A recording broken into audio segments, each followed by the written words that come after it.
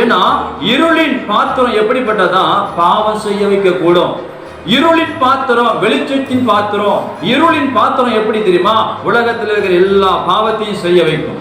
ஒருத்தனை ஏமாத்து, ஒருத்தனை வஞ்சித்து, ஒருத்தனை அநியாயம் பண்ணி, ஒருத்தனை கெடுத்து, ஒருத்தனை துன்மார்க்கமாக வாழ்ந்து, துன்மார்க்கமாக அநியாயம் செய்து அவனை வாழ வைக்கும். இருளானது பாவ வழியில நம்மளை கொண்டு போகும். இந்த உலகத்தின் இருள் இருக்கு பார்த்தீங்களா? உலகத்தின் இருளுங்கிறது பாவம் என்கிற ஒரு வாழ்க்கைக்குள்ள நாம சிக்கி கொண்டு இருப்போம். வேதம் சொல்லுகிறது, உலகத்தில் வந்து எந்த மனிதனையும் பிரகாசிக்கிற வைக்கிற ஒளி இயேசு கிறிஸ்துவினுடைய ஒளி. ஆமென், அல்லேலூயா.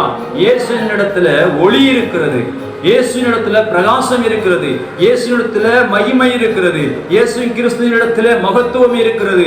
அந்த மனிதன் அந்த கிறிஸ்துவுக்குள் வரும் பொழுது அவன் வாழ்க்கையில் இருக்கிற இருள் இருக்கு பார்த்தீங்களா, பாவம் இருக்கு பார்த்தீங்களா, சாபம் இருக்கு பார்த்தீங்களா, அவனை விட்டு விலகி போகும்.